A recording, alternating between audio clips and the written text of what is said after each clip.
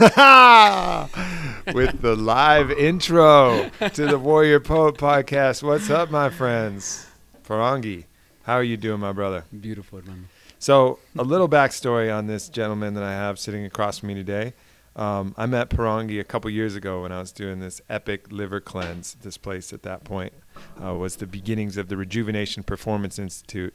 And I went there and I got some body work done from you. And just signed up, Porangui, okay. But I heard in whispers and people talking about this dude that does massage.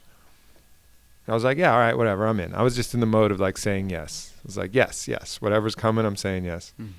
And I went in there, and what went down in that room, I then understood why it was talked about in these kind of hushed tones of reverence. Because at a certain point, you were working on my low back, and then you were working on my left shoulder, and then you were working on my mid back at the same time. And I was like, wow, that feels good. Wait a minute, that's 3 hands. What the hell? How's that even possible? There's 3 hands going right now. So either you grew an alien arm, which is possible. I'm not saying that that's not possible for you, or something else was going on. And that was kind of the introduction. We obviously started up a friendship that's now, we're more like family now than friends, and shared a lot of journeys together, been down to Peru with you, worked with you many times, and just been able to see some of your unique gifts. And I'd love to just talk about them, talk about what they've taught me about myself and taught me about the world, and, you know, kind of share a little bit of that magic that you bring, which weaves music and massage and all of these different techniques together to create this really amazing effect. So the longest intro ever before I've allowed my guests to talk. But thank you for being here, Pangi. Welcome, my brother. Thank you, Aubrey. So let's start at the beginning a little bit and give people a little bit of the backstory, because it's important when I'm trying to explain where it comes from, like explaining kind of where you came from, your family history, and then, you know, where you grew up in Brazil. All right. Well, beleza. Welcome, everyone. So my name's Porangui, and I come from down south, the deep south, as some may call it, you know. Brazil. I was born there. My father's from Mexico. My mother's Brasileira. And I grew up bouncing in between Las Americas. So I think of myself more as a Panamericano, more Pan-American than from one specific place. But now I'm a... Alien is more real than that. But whatever, you can tie yourself to geography if you want, Porangui. You won't fool the people who know you, but whatever. You can try and fool some of my good guests here. Pretend like you're from a place in the world. But all right. We'll start there. So it actually all goes back. There's a pretty trippy story about how it all started. And my mother and my father met in Palenque, which is a very powerful place here on the planet. And they're no longer together. But the one story that they both always would tell me as I was growing up, they're like, the way we met was a very magical time. And it was actually... my father was there teaching Mayan art. He was actually burns into leather, and I think I've shown you some of his pieces. But so he was teaching that actually there in Palenque, and he was in the Baños de la Reina, which is in the ruins. It's these waterfalls, these sacred waterfalls. And my mother happened to be there with another girlfriend of hers. She was traveling through basically in a troupe, like doing a street performance, kind of raising awareness, consciousness, kind of more, you know, on the edge kind of stuff. And musically, or? Musically, yeah, performing and with a group from all over South America. So they were just kind of on their break, and she happened to be there. So anyways, my dad was there with this friend of his, and they just taken San Isidro mushrooms, which was... Is that a psilocybin-based? Or? It is, yeah. It was one of the sacred sacraments of the Maya, and it grows all over the region of Palenque. So if you go in July after the rains, man, go out in the fields, you can just find it. And so I found this later as an adult. We might need to make show notes for that there, Rava, and let people know exactly where to go and what rains. I feel like my audience would be curious about that. Field trip to Brazil. Palenque. Just make sure you get your good mycology field guide here. You gotta be careful, man. You don't want to eat the wrong shit, all right? Don't eat the wrong shit. So he literally just had these honguitos and los niños, as they call them there, the children, because they're the little teachers. And his friend was across the other side of this like river bank, and he's sitting there. Waterfalls, there's cascading waterfalls. They have Traventin, kind of like Havasupai Falls in the Grand Canyon. And so he's sitting in one of the lower pools, and he's standing next to this tree trunk, and his friend starts pointing down at the tree trunk and like in the water and like waving him, like getting his attention. And my dad said he looks down and he sees in the water, and what's swimming right to him as this huge serpent, huge water snake, and it's like coming right where he's standing, right for him. Anaconda? Not anaconda, but another actual venomous water snake that's in that jungle. Yeah, in the Mexicano style. So it's coming for him, and he's like, what do I do? Like everything, medicine's just kicking in. He's like, okay, facing all my fears right away. Pachamama's like, what's up? And so he decides, okay, I think I'm going to get out of its way. I don't want to fight the snake right now. So he climbs up the waterfall to the next little pool up above, and he looks down, and as he turns down, he says he watches the serpent, and it goes right into that tree trunk that he was standing by, and it was like it's home, and it just slides right into it and disappears. And he's just like, his breath just takes, he's like, oh my God, he's facing death right intense. There. He turns around in the pool, and my mother is actually bathing in this pool, and that's how they met. And they both say the rest is kind of history, as they say. So was that the moment? That was the moment, man. When so if you want to make an alien baby, it takes one part psychedelic mushrooms, one part cosmic serpent, and chance encounter with another individual, and just procreate immediately. Ever if you find yourself in that circumstance, just have sex unprotected, no condoms, no nothing. Just go for it. You might produce an alien baby that'll benefit the world forever. All right. So I'm teaching you things. This is a very didactic podcast. So take notes, get your notebook, figure it out. All right. So understand, if you're in that situation, raw dog. That's it. That's my advice. So that's they both say that was like the magic of how it all began. Yeah. And so I ended up being born in Brazil because my mother, after they split up, he had to come back. My dad was in Arizona. That's why I'm in Arizona now. Yeah. And my mother went back to Brazil, and she found out she was pregnant with me. And then it was the whole journey of how to get us kind of reunite them. And so that was kind of the kickstart. And it's my whole life has been a ping pong between them and between Brazil and Mexico and Arizona in the Southwest of the U.S. So, as a result, there's been this epic journey of a lot of ceremony in various contexts, growing up with 3 languages, and kind of always asking the question, like, who am I? Why was I given this trippy name, Porangui? It's like, and it's because and last name McGrew, like of the Scotch Irish. So it's like, the Irish get around, as they say. So truly just being wrestling with who am I, and then now in retrospect being like, oh, I'm a bridger. I'm a shakaruna. That's part of the medicine that I'm supposed to carry. Is like, how do I bridge these worlds and understanding these different worlds? Yeah. And one of those worlds that you were in was a traditional ayahuasca church when you were in Brazil. So for those of you who don't know, there's a couple churches, the UDV and the Church of Santo Daime. União do Vegetal, Union of the Plants, and Santo Daime. Yeah. And they take ayahuasca in a predominantly Christian religious context. That the Daime is more Christian style, right. And then the UDV is still pretty regimented, but just doesn't have the Christian flavor in it. Right. So they're both churches. So like when we think of a church, or just a spiritual congregation, it's very organized. It's hard to call it Christian. I mean, there's definitely like references to Christ, and when we sing, instead of Icaros like we would do in Peru, we sing what's called hinos, and the hinos are like hymns. But when you hear the lyrics and you really start to understand the deeper levels. Meaning. Yeah, there's definitely it's almost like the Gnostic Christianity or something. Yeah, exactly. A little deeper than I guess that. you could put it like that. There's elements of Christianity woven, but there's also elements of Yoruba tradition, of like candomblé, of the orishas from Africa. So you'll hear songs like to different orishas, like to Yemanjá, the goddess of the ocean, or to Oshun, the goddess of the fresh waters. Like these elements that you wouldn't hear in a Christian church necessarily. So it's that's the thing about Brazil, is that in Brazil there's like the boundaries are a little more seamless. They've definitely been deeply integrated. How old were you when you first took ayahuasca? Oh gosh, my first experience with it was didn't come till later. I was in like 20 years old. Oh really? You didn't have any as part of the church, so you just got it kind of as like a contact high. Exactly.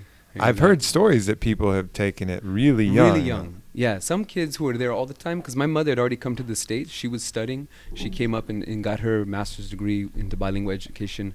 Actually became a sun dancer. She was adopted by a Dene family in Arizona. and learn Navajo. That was her second language, so she was teaching Diné. That's not an easy language to learn. No, man. Code It's like the talkers. most difficult language to That's learn. why they were the code talkers in World War II, right? You don't It's just learn Navajo on a whim. You know, No. there's no Navajo Rosetta Stone out there. You know? That doesn't exist. Tim Ferriss doesn't know Navajo. You know, if you go up to him and he starts telling you about all the languages he knows, because he likes to talk about that. I love you, Tim. You know, sorry about that, but he doesn't know Navajo. No. No. It's He might now, actually. He loves challenges. And if he hears that I was So we'll calling him out, Tim, if you're hearing this, I'm calling you out. Learn some Navajo. check. Check. Check. So she was already up here. So I didn't get that. So in high school, when I was just in my formative years in the States, learning, really getting my English down, I was actually studying with Jesuit priests at that time. And I was at a Jesuit school, which was a real trip, because then I was getting this real strong Catholic kind of download. But the Jesuits are this branch of Catholicism that's very much Jedi training, you know, because their whole spiritual practice is meditation based, unlike any of the other branches. I mean, not to say prayer isn't a form of meditation, but very much so like Jedi style. So when I was with them, I was doing silent retreats, 4-day retreats in high school, like already then. And then I'd go spend the summer with my mom up on the res at Sundance and ceremony. How many high schoolers now are doing, even like a silent 4 hours? You know, I mean, it's such a thing. One of my big messages, I was even asked in an interview yesterday, guy kind of caught me off guard and he asked me, is this your message? I said, well, you know, I have many messages. He's like, well, what's your main one? And I'm like, well, shit. All right. If I guess I have to say something, it's be still. Like find stillness, and stillness is choice. And that's when you stop the momentum of your life and can actually choose what you want to bring in. But first you have to get still. Yeah. And all of these methods are ways to get still. And one way to get still is just shut the fuck up for a moment. You know, like not just stop talking to yourself, stop talking to your, you know, through your phone, through your text, through, you know, conversations, just be quiet, you know, and that's it. I mean, you can be by yourself and still be talking up a storm in your own mind, working through, pacing, thinking through things.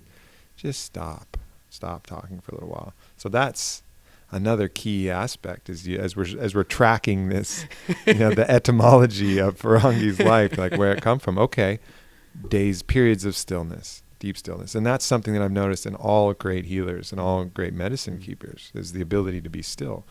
Because if you the goal of a medicine keeper is to provide a tranquil place, like this placid stream, so that the other person's vibrations can come in and then you can decide what to do with them. But if you come with a tumultuous ocean, you know, and then it's just going to create more ripples either way. So all medicine keepers have to find that access to stillness, and all conscious people the same way. That's the thing you really notice about people when they're really plugged in. It's just like,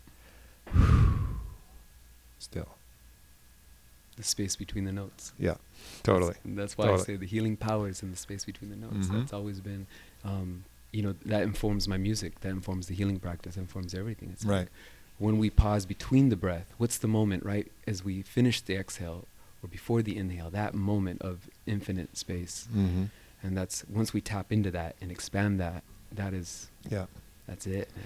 So then you blended that with some pretty, you know, traditional Western collegiate experience as well in the study of music that way. So take us through that chapter. Yeah.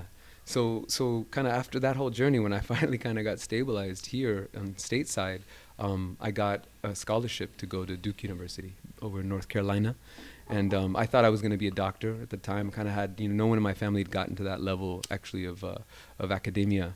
And so I felt, you know, like I need to do this right. I've always been called to the healing path. My grandmother was a healer, my mother. And so I've always been working with my hands and vibration in that way. And so I thought, oh, medicine, I mean, that's the way. So I got into it, got into Duke, was doing the pre-meds track, you know, full on with the scholarship. And I thought, we're good to go. I did my first time interning in a critical care unit. It was actually a burn unit, intensive care. And I was shadowing the doctor. And we'd go in there, and I just watched these guys. And they would walk in. They wouldn't even look at this child. It was a pediatric unit.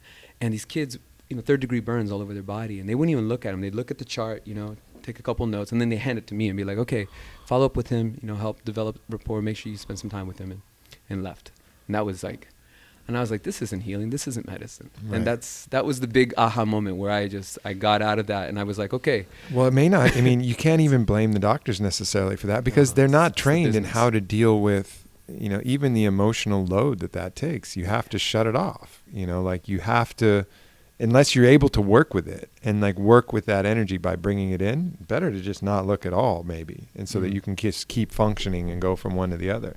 If you open up your heart to those kind of feelings, that can be really, probably, presumably really rough as that. And there's no training for the doctors to do that. So it's like a defense mechanism. It's like, I better not connect with this. Not all doctors are like that. I'm sure there's some exceptional ones out there. We obviously know one that's like that. Yeah, we know some. But, it seems like that's kind of like the system isn't built for that. The system is built for, fixing as much as you can with quickly, Treat symptoms.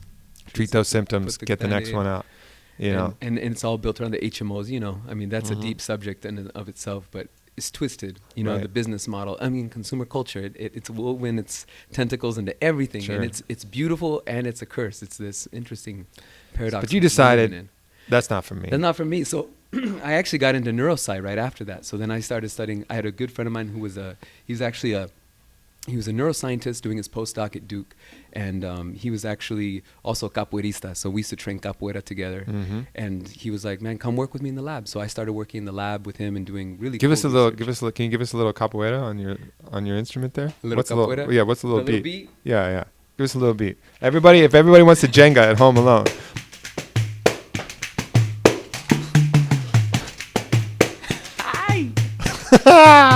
Come on, people, you can Jenga. You watched Only the Strong? Olha, joga bonita que eu quero ver. Ai, ai, ai, de. Olha, joga bonita que eu quero aprender. Ai, ai, ai, de. Como vai você? Ai, ai, ai, de. Beautiful.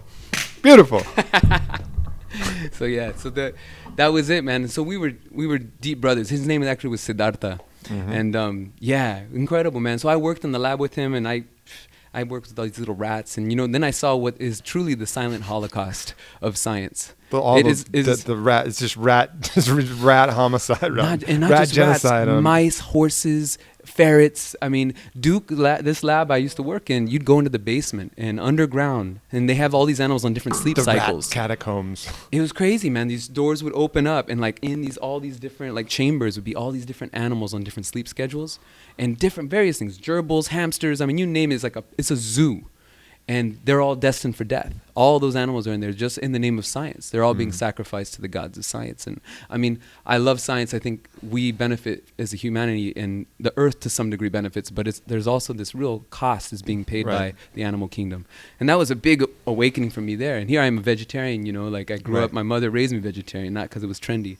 And here I'm like, I got to kill all these animals. So part of our process, we were studying the brain and learning, and how learning is deeply processed into the brain and deeper cycles of sleep.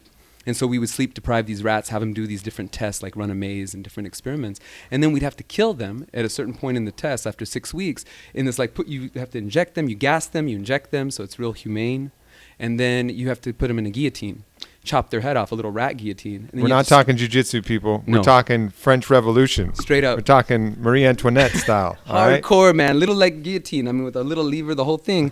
And then you have 3 minutes before the neurotransmitters like break a bagel down. slicer, people. Like a bagel slicer. I hate to say it. Sorry if anyone gets queasy with this stuff. But believe me, it was hard for me as a vegetarian doing all that, right? Right. And so we would have to get their brain into deep ice, basically, and put it into cryogenic freeze before the neurotransmitters break down. And then my job as like the lowly intern was to then put it into this giant cryogenic meat slicer and make, these nanometer like thin cross sections, sagittal cuts of the brain. And then we'd put those on dishes, and then we stain them, and then you'd see what areas of the brain was active at learning, for instance. So all of that was like this trippy process. I remember the day I'm sitting there with the cryogenic freaking meat machine, and I'm sitting next to Siddhartha, walks in. I'm like, bro, I want to work with humans. I want to help people wake up and experience and connect what is vibration, what is healing. And I want to be able to do that with humans. Like, I don't want to have to kill all these animals. And finally, in the medical model is in the way, what do I do? And he goes, Porangui. He's like, ole cara. He's like in Portuguese, He's like, you have two options. If you want to work with a human being legally in this country, you either have to go back and study medicine, to touch a human, or you have to be a massage therapist. And I was like, all right. It became really clear to me, man. Yeah. And that's when I jumped into and got my license as a therapist. And the rest has just been an evolution since then. That was 12 years ago or so, man. Wow, that's really interesting. Well, and you did pick up some other things that I think you mentioned from the school. You know, you talk about one of your favorite instruments is the didgeridoo. Totally. And you've talked about some studies that you became aware of where playing the didge will actually cure sleep apnea in a lot of different cases. Like a lot of cool scientific things that you kind of discovered along that path. So even though it wasn't ultimately the way, it was an important part of the way. Huge part. I mean, it gave me the chops to be able to know how to do research, how to really look at things critically, how to really question things. There's a lot of people who work in the more unseen sciences or like the healing arts. And, you know, some people call it, like at the far extreme, you have the real subtle energy work, subtle body energy work that is almost woo-woo or like, you know, too new agey. And I've been there. You know what I'm talking about, I've sat there at those tables where they're waving shit around and they've got crystals and copper bracelets up to their fucking throats and not shit is happening. I mean, there's nothing going on, you know? So there's this full extreme, and then there's the other end where it's just like straight up, like if you cut it, it doesn't bleed. You know what I mean? Like It's just the hard. So there's this our masseuse named Carl. Exactly. Carl is a good masseuse. He gets in there, he pulverizes muscles. Muscles are not the same as they were when they came in, and that's good. There's a place for that. It's better than somebody rubbing an amethyst on my butthole. You know, I'd prefer a good deep tissue massage, some myofascial, but there is something else. Yeah. There's this third way. And, you know, maybe even hard for people as we get into this. It's going to sound like, what the hell is Aubrey talking about? He's lost his fucking mind. But I've been there. I felt it, and I'm committed to being honest. And then, you know, so I'm just going to explain, you know, what I've felt in that experience. But how did you start to did you have a teacher, or were you kind of self-taught, just kind of by seeing and working with it that way? Yeah, so as I mentioned earlier, you know, my grandmother actually went back in her later years, and she had a full career as a teacher. She was a bilingual teacher in Spanish and worked in inner city with inner city kids in Phoenix, Arizona, and for a long time. And she was always my inspiration. She was always the one who stood there. Like, she was the one who pushed me to go to Duke. And before I even went to Duke, I went to China. I got a scholarship to go there and lived in Beijing for a year. And she's always been the one like pushing me. It was always my grandmother. And so she went back after she retired and got her license as a therapist. And actually went back and decided it was time. And she always had powerful healing hands, and I always knew that as a child. She'd always lay her hands on me. And then it was like she went back and got that training. So do you think that, you know, because I've noticed some things, when I've felt something, it's almost imparted a little bit of that gift upon me. Not that I can do what you can do, but I'm a hell of a lot closer now that I've felt what you can do to doing it. And there's been other people who I've experienced some gift that they have that has been able to kind of teach me this other way. So do you think from a very early age, basically my question is, was it passed genetically? Is this something that's in the bloodline, or is it just something that it's a gift that's been cultivated that gets taught by the application of it? That's a great question. I feel like it's a little bit of both, and I think there's a third component, which is there's a level of, there's other beings, the unseen dimension. You know, there's the seen and the unseen worlds. And I really believe at this point in all the experiences that I've had till now and the lifetimes is that there's definitely other beings that are working with me and through me. There's only so much that I do as in my monkey suit. And then there's a level at which I literally just have to get out of the way and allow the work to be done. And so it's more about creating the sacred space, the container, which is really where the magic happens. And then I think that's like analogous. But that still is, you know, and that's exactly the right way to look at it, and exactly what's happening. But the skill is in then creating this space that allows these beings to come through. It's not like they come through with everybody. I mean, the amethyst butthole rubber is not getting beings coming in, and you know, and you're not feeling scary beings. There's those sodomizing forces in mass. You want to stay away from those. But and when you say that, you know, this already might, you know, be sending people off like, what the hell are they talking about? But when you're there and you feel it, I remember in this last session that we had, and so let me just set, you know, it's about time to set the stage, right? So traditional massage table, and then you surround it with your own instruments, and sometimes the massage table itself becomes like a speaker so that you can play music through, and it's music that you've created or cultivated or specific vibrational sounds and things. And on one level, it feels very much like a traditional massage. You're doing a lot of things by manipulating the body and moving the body and pushing things around. But then there's this whole other layer that's happening on top of it. And it took me till this last experience with you where I really realized what you're doing. And what I realized was that there's a reflection of our body that's in the energy form. You know, it's like an energy field that's a mirror of our body. And when things get out of whack and things are a little bit misaligned, there's two ways that you can go about it, because they're both mirrors of each other. So you can affect the body, which will affect the energy field around you, or you can affect the energy field, which will subtly affect the body, or you can work with both of them. And that's where the most powerful healing occurs, very much like the cleansing quality of something like ayahuasca, which is working on, you know, the energy level around your body, but as well purging out a lot of things through your body physically. So it's this like double action, which makes it such a transformative medicine. Your medicine is doing the same. You're working with vibration, sound, your own energy field by indirectly manipulating the energy field that's the mirror of our body, as well as working with the body to affect the energy field in both ways. Would you say that's a fair representation of some of what you're doing out there? It's great to hear it articulated. Yeah. I mean, I'd say it's in the zone for sure. Yeah. Of what's happening. Yeah. I think there's so many layers to it, and there's layers to it. It's not just when we talk about the manipulating, right? There's a lot in what I've learned. In my earlier days, it was more manipulating, and as I go further, it's like learning where it's really creating space. Like when we create space, just like when we're creating space in the ceremony, right? When we're sitting with the aya, with the medicine, or any medicine, when we create that space, and when we do it in the body, locally, right, or in the energetic body, it's like it suddenly allows through your breath to then unravel and release the somatic traumas that are stored there, or the charge that's stored there, or the ancestral trauma that's stored there. So we're actually able to heal forward and backwards through time. That's where we're able to really get to the good stuff.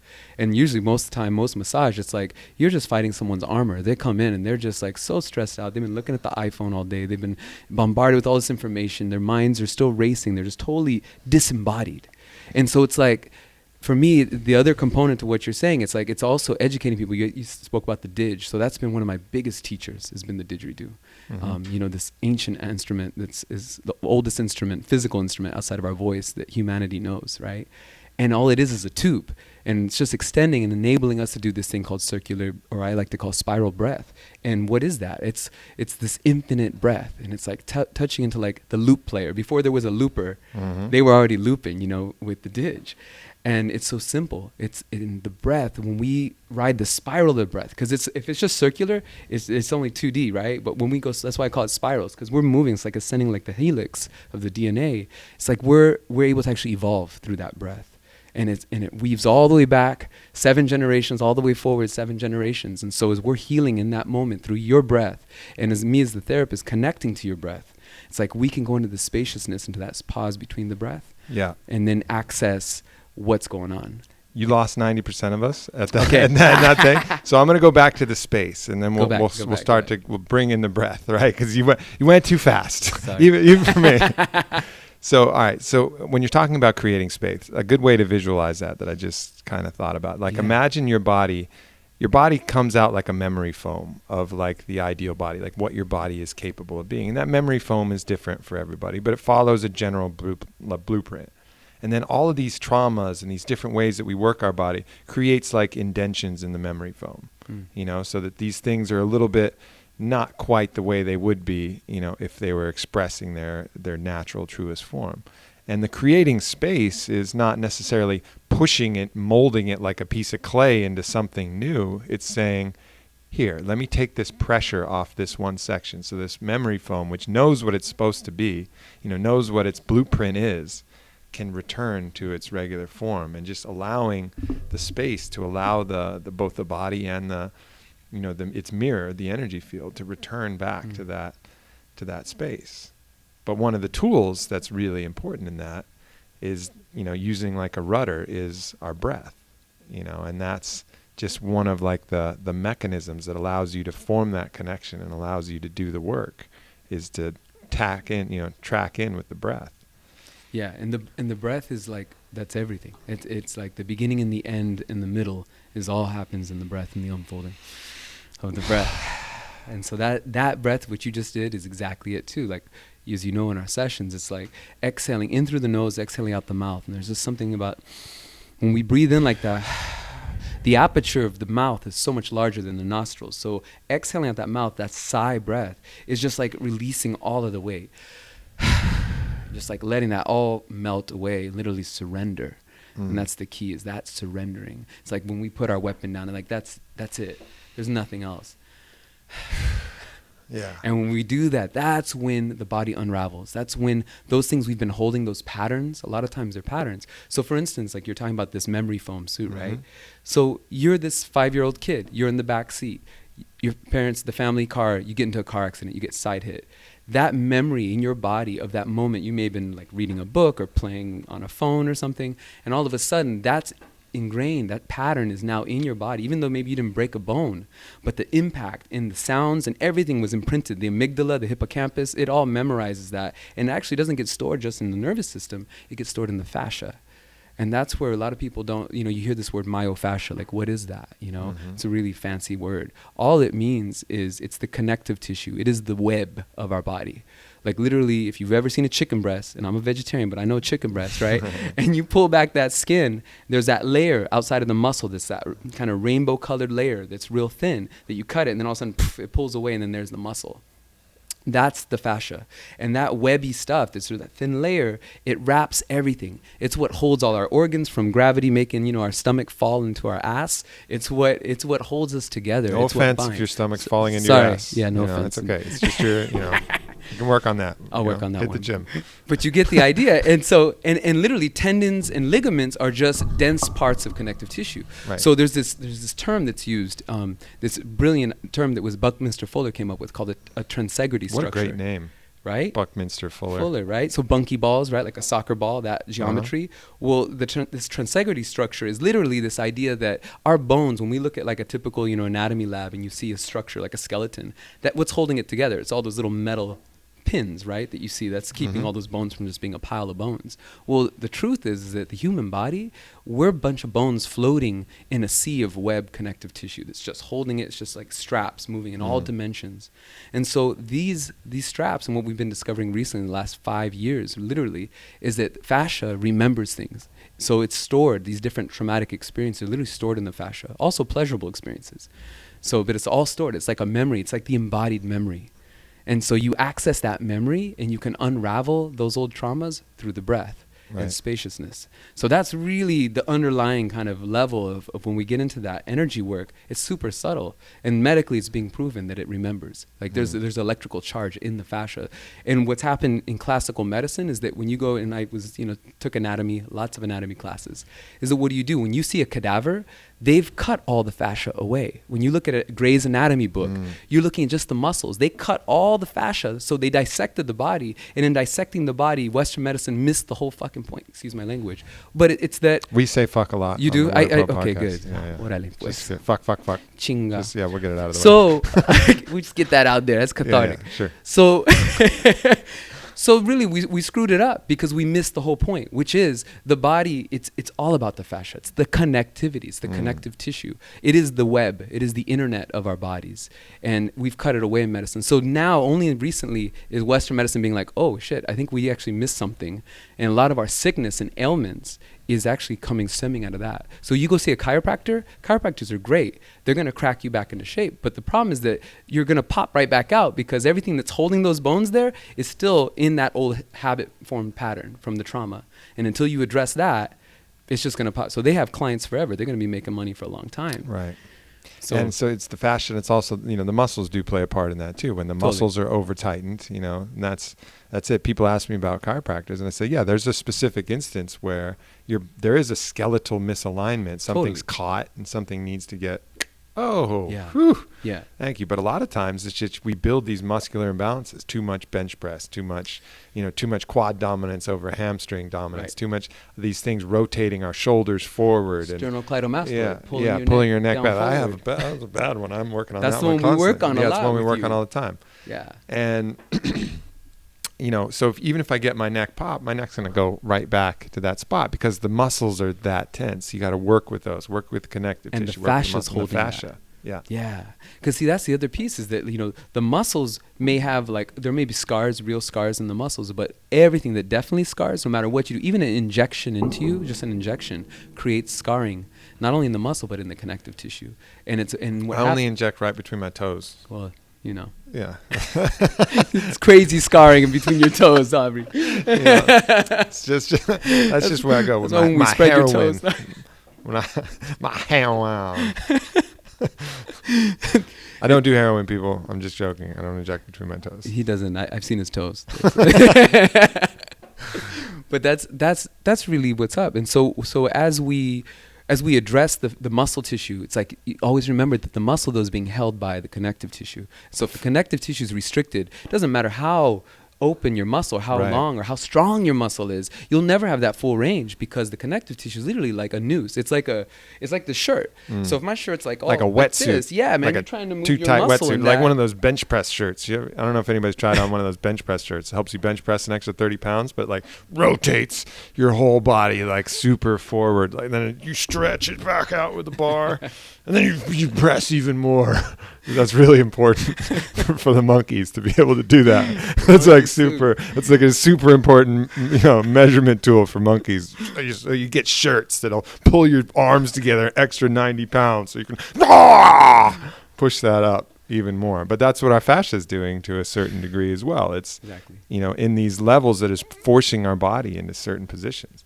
So that's why one of the things that you do that's a little different than a lot of other massage, even most myofascial, is you'll take handfuls of skin and you'll start pulling on the skin too, like Which is fascia, like working the fascia directly as well as working the muscles, not ignoring that layer. Yeah, so really the approach, in the way I see it is you want to unwind the myofascial sheath, right? What's wrapping everything. Mm-hmm. Once you've got that unraveled and opened up, then now we can actually get to the muscles. Because until that, you're basically, when people just go and do deep tissue, like, I don't want to say this is a blanket statement, but like as a generalization, it's like you're just going in there and you're running through everything. Kind of like you were saying, it's like you're blasting through it all, and you're actually introducing more scarring, more trauma. So the body's even like, and so it's actually, in that, what are you doing? Are you breathing, or are you going... I'm clenching my butthole. You're fucking clenching your butthole with that amethyst, Yeah. right? So it's like, Yeah. and that defeats the whole purpose. That's actually like the total opposite of what we want. So unravel, let the armor come off, unwind the armor. Once the armor's off, now we can get to the good stuff. Right. And then once we get through that, then we go to the energetic body. Mm-hmm. And that's when the really good stuff happens. Because that's when we start healing stuff that connects to like, where's the feminine and masculine in our body? What's going on? Where are we just like trying to make up because we didn't have a good relationship with our father or a good relationship with our mother? And how's that now playing out in our life? And that's where it gets into a psychosomatic level. Sure. That is almost psychology, really. But that's not my job. I can't say that I'm doing that. I'm just holding space. You're just creating the space for that to go. And you see it all the time. I've talked to probably over 50 people that have been, in session with you. And a common thread through most of these sessions is that at certain points, they'll break out into abject hilarity, just laughter. And it's not because you're tickling them. It's because something released, some pleasurable memory, some really cool thing that happened that was remembered there. And then at other points, they'll break into, deep, cathartic sobs, and these different emotions will run through as you're working through that. And that's something, it's not like you go in and you're pre-warning people like, hey, you're going to, planting the idea like, hey, you're going to cry at some point, you're going to laugh at some point, and then they're just going along with like, this is happening independently over and over again, which has provided this. And I've felt that myself, not as much now. We've had enough sessions that you've popped most of those psychic zits, so there's not a lot of that. So my experiences are a little bit different now, but that's just a common thread that you see through that. But I've felt that even in so you know, for people who don't know, Porangui was out here doing an activation with Black Swan Yoga, where he's providing live music with yoga. And that's a great tool too for de-armoring and connecting with breath. I mean, amazing. You're stretching both fascia and muscle. You're connecting to breath. You're pushing through. So it's really doing a lot of the work for you. And then with just the music alone, you finish off in that shavasana, in that final meditation. And you brought that flute in yesterday. And I just started to tear up. And I had no idea why. You know, I was feeling great. I was like, oh, this is great. And then you start playing the flute. I'm like, and I'm crying now. And I'm crying now. This doesn't make any sense, but I'm going to go with it. Yeah. You know, there's something that vibration, you know, just unlocked to a certain degree. And then, so let's talk a little bit about the vibration element, because that's the other level then. Right.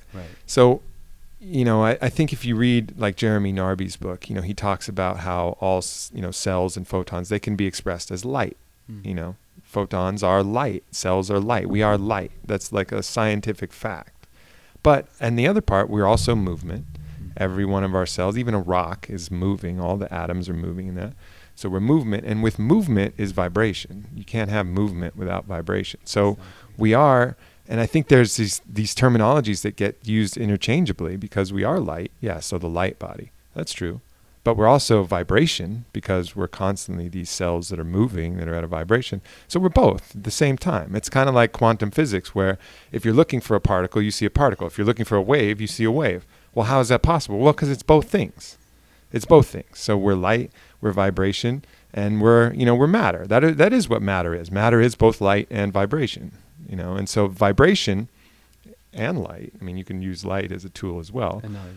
But your tool particularly, because, you know, the subtleties available to you through the musical instruments, is to use vibration and tap into the vibrational nature of the body.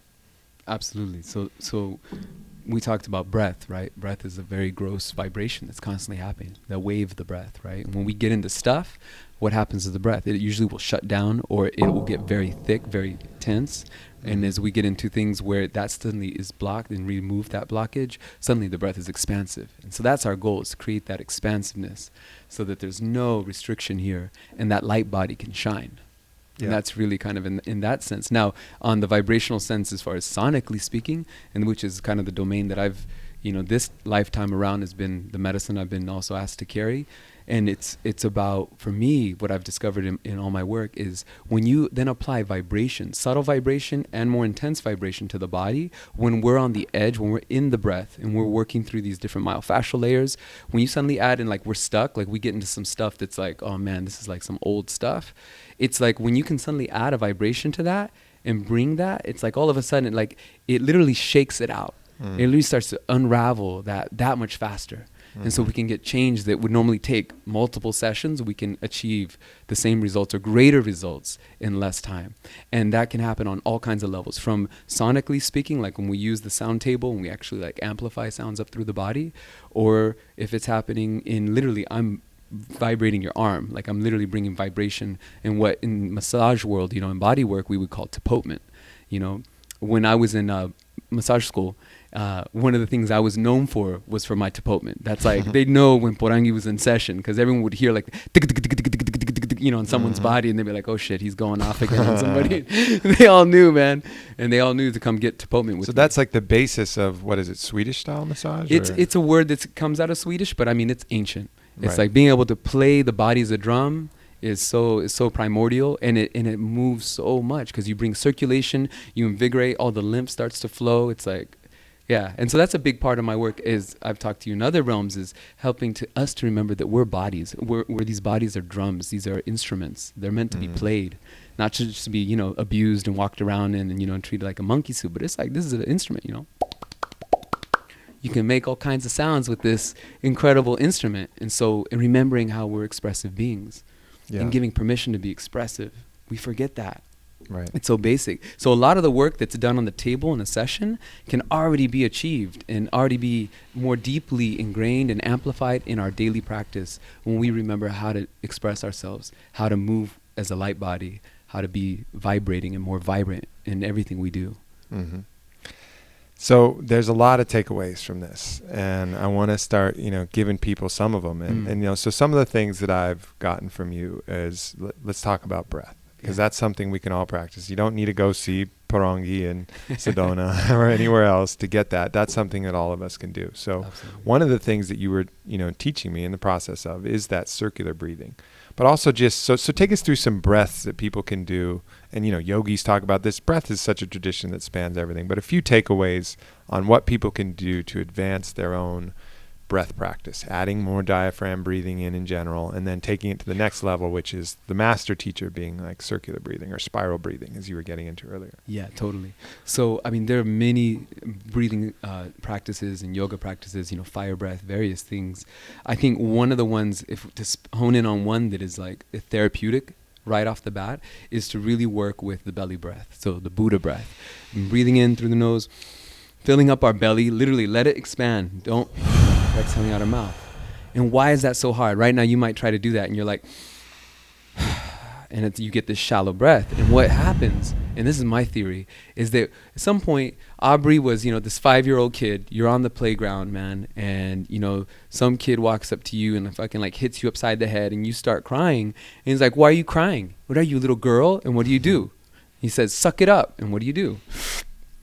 And what do? And we walk around as this like macho, sucked up for the rest of into our adulthood. And that's like how men, we're not allowed to cry. We're not allowed to be sensitive and to feel this soft, vulnerable part of who we are, this feminine part of who we are, which is part of our wisdom. It's our gut intuition, our connection to source, right? Mm-hmm. Connection, literally the umbilical cord, right? Through all our mothers, mitochondrial moms, all the way back to source. Mm-hmm. And so we can't feel this. So we literally divided it. And so we're walking around puffed up and like macho man. And same happens with the girls. So little girl's out on the playground, right?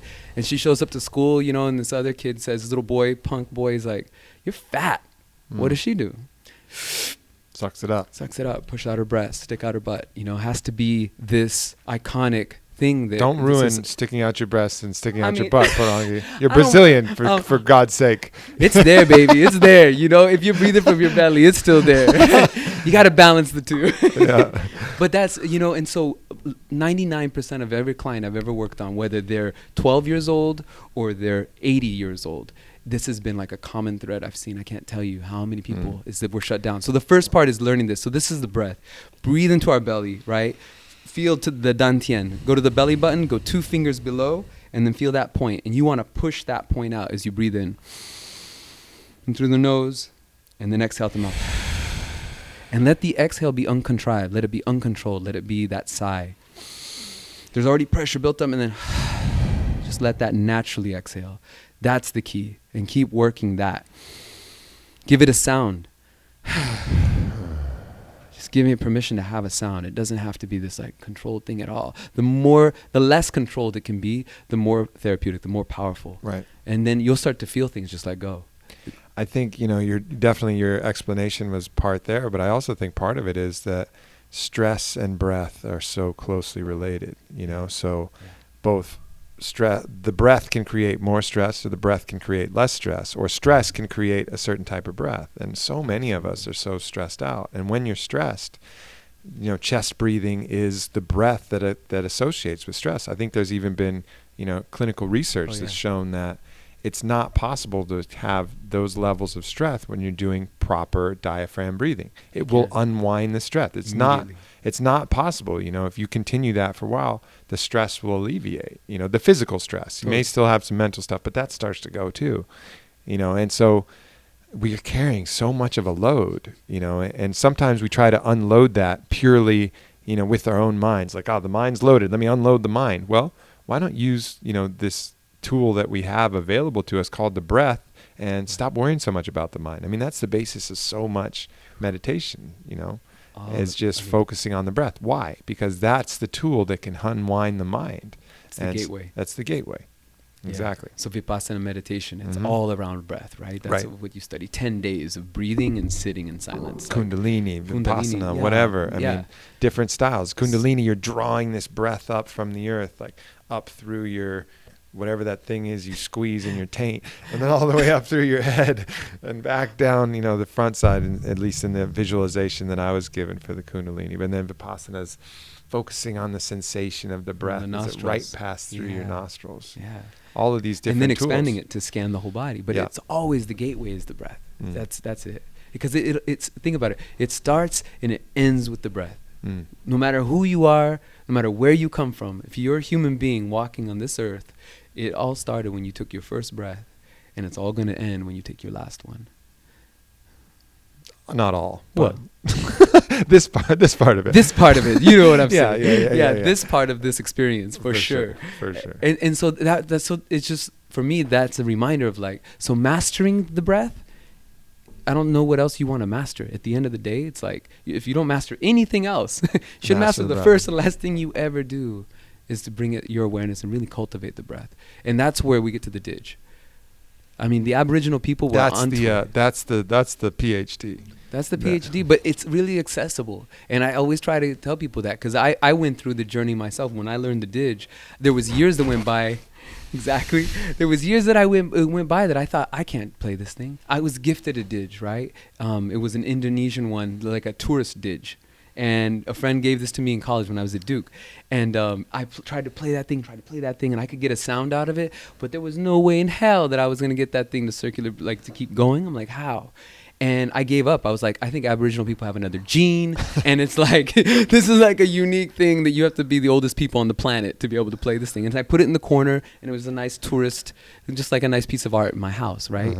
And years later, literally like 5 years later, I'm back in Sedona, of all places, where I live now, right? Where we live now sometimes.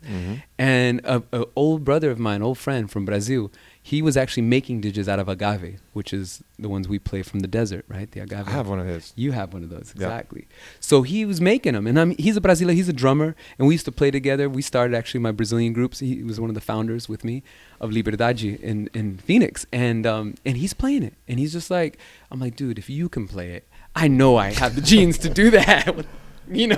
So I'm like, okay, so what am I doing wrong? He's like, well, let me see your Dij. And so he gets, he's making them now. And so he starts playing the one I have. I pulled it out of the, my shit. And he's like, dude, this thing's got a crack right here. See this little crack? It's like, there's no back pressure. There's no way you're ever going to get that to play. And I'm like, you could be the best Dij player ever. I'm like, so years have passed. And so once I knew that, once that had been removed out of my way as like an obstacle, it was like, okay, that's it. I'm doing it. And so he told me the trick to take a straw and water, get the bubbles, blow bubbles like your mom told you not to do. Tell people this trick. Yeah, this is how you learn how to circular breathe. So once I put my mind to it, I learned this. I literally got it down in a day. It was one day. So I know anybody can do it in a day. No, I disagree with Porangui here, but it's a professional difference, because that shit's hard. It's super hard. But it's definitely possible, because I've seen... We don't have a straw here. We don't have a straw, but you can just describe it. Okay, Most so I'll describe it. Anyways. This is going to look funny because I'm doing this without a Dij in front of my mouth and everything, but check it out. So you get a straw, you put a little bit of water in there, and you start blowing bubbles. And you just blow bubbles, hold a little air in your cheeks, because your cheeks is like the bellows, okay? Think of the bellows like of a bagpipe. So, it's a constant note, because the dude's filling up the bagpipe with air, and then he's squeezing it with his arm to keep the note always playing. And he keeps refilling it and keeps squeezing it so it never ends. Same thing's happening here, only your bellows are your cheeks. And really the cheeks and like the throat and everything, this whole apparatus here. And your diaphragm is the pump. That's what's keeping your pressure, okay? And then you're basically using your muscles to then squeeze the bellows out of your cheeks, pushing the air out mechanically while you sniff in and refill your bladder or your pump, the actual bellows. So it looks like this. With the straw, it's very easy because a little back pressure, it's a little straw, you're blowing bubbles. Do what your mom never told you to do and blow. And you're blowing bubbles. Once you get the bubbles constant, then you can graduate to a Dij, which has a lot more back pressure. And so it looks like this. And I'm going to do it without the Dij, but you can also do this without a straw. This is the other way to get right into it. And for those of you who are just listening on iTunes, on my site, aubreymarcus.com, there will be a video. So you can forward to this and you can actually see what Porangui is doing. So there's 3 parts to this breath. Check it out. The first one is just a regular breath. So put air in your cheeks. Everyone do this, okay? This is the first one. And squeeze them out with your hands. Go. And tighten your lips.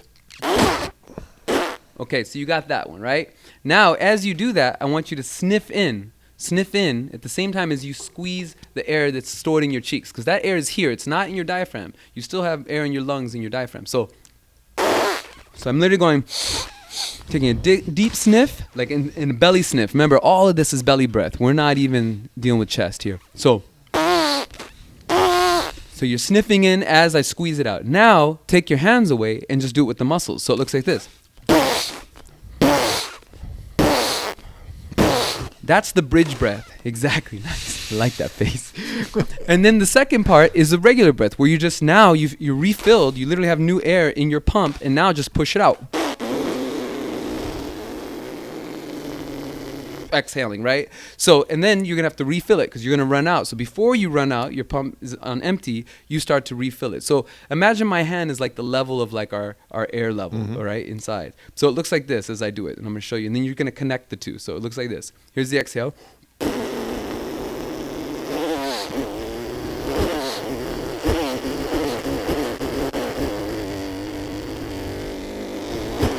Porangui can do this forever. The never-ending buzz, the never-ending brumski. So with the didge, it sounds much better, and it doesn't look as ridiculous. If he ever has a child, he can give it a 1 hour continuous raspberry. It won't even know what happened. It'll be like, this isn't even possible. How rude. And the ladies like it too. I won't lie. Oh yeah, secrets. So another reason why men should do it. What's not up, to mention, Maxim Magazine? You want a new tip? Not to mention, you if you snore, you'll stop snoring.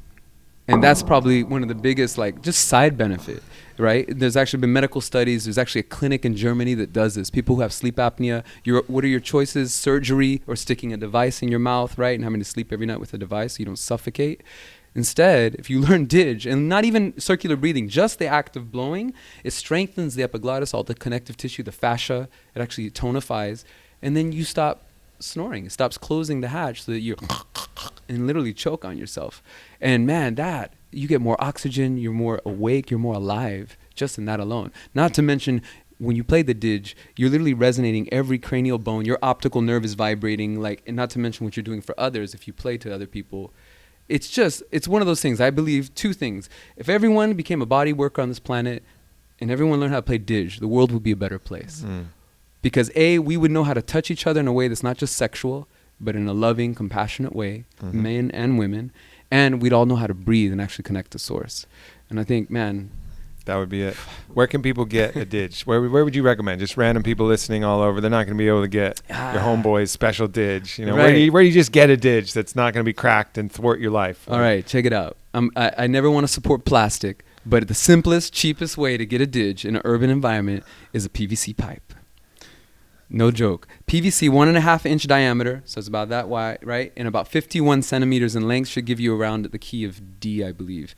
And that's it. Put some beeswax on the end of it. Literally, you get some beeswax from the store, melt it like on a low heat, dip it in there, let it dry, right? Dip it in again, couple coats of it, form it to your mouth, and you've got yourself a decent didge. Paint it, draw on it, whatever. And that's the cheapest, most direct way to start playing didge. And it's simple. I mean. Nice. Yeah. Look at that. You went all Martha Stewart on us. You know. Right there. DIY didge. I'm telling you, DIY. Porangui. Dope. And I've done workshops, and it's like working with kids in inner cities. It's like you got to use what you got, you know? Yeah. And there is a guy, if you look up YouTube and look up Hoovery Doo, worst case scenario, get your Hoover vacuum cleaner on, man. Hoovery Doo. Awesome. Well, cool. Well, that's an awesome takeaway. And then the other takeaway I think that you were talking about earlier is just start moving. Start using your body as an instrument. There's a saying that you have about singing and dancing. How's that go? I won't spoil it. Dancing play. So dancing play is, and there's an old African proverb a lot of people know, have heard before. If you can walk, you can dance, and if you can talk, you can sing. And it's really so true, and I think that resonates so deeply. You know, a lot of us have this story, and again, it goes back to the playground, right? The same thing with when our breath got shut down. So we were on that playground, and you started singing, and you were, singing something to yourself, and someone heard you and was like, that's terrible, or shut up, you're stupid. And what happened? We suddenly agreed. We believed that agreement, and we kept that, and we thought, oh man, I can't sing. And so we take that into our adult life, and we're shut down. We close down this throat chakra, the center of our expressiveness, and that stays with us until we finally remove that scar and let go of that agreement. And the same goes with dancing. All of us are on the junior high wall, like, I'm not getting out there, man. Right. Because someone laughed at us when we were young and said, you're goofy looking. And that stuff is deep, man. It's underneath a lot of our pretense as adults, And so getting back into that is really starting to get into your movement, get into your sound practice. You are a musical being. We have a voice. Each person's voice is unique. There's formants in our voice that is like a fingerprint, and each human being is unique and has a beautiful voice. And it's like whatever it is, whether it's high, low, however it wants to express itself, give it permission. That's the first step. And then get into your breath and freaking holler, scream, let it sing. Because, you go to a bird, you don't say, oh, bird, that was a really nice lecture you just gave. No, it's like the bird, they don't speak, they sing. They only sing. Everything that comes from a bird is a song. And really the word, I think on some level, the word was never meant to be spoken. It was meant to be sung. Say in the beginning there was the word. And I think, and the word was sung is the second part to that kind of got lost in translation. Very cool, my friend. Yeah. So we're going to be working on, getting some of this stuff out there, some programs that people can do. But where can people find, some of your work, some of your music, some of these things as well? Yeah. Right now we have a really sweet website that we just launched earlier this year, Porangui, my name.com. It's pretty, the good side of having a really challenging name is that no one can jack your name that well. So at least for now, it's still not jacked. So just PORANGUI.com. And then we've got the Twitter and the Facebook and all those good things. But we're doing things in Sedona all the time, and we're going to be doing things on it like we just did at South by Southwest. So please be in touch with us and come get some of this resonance. Yeah, let's do it. Why don't you bring us out with a little song? Bring us out with a little song. Yeah.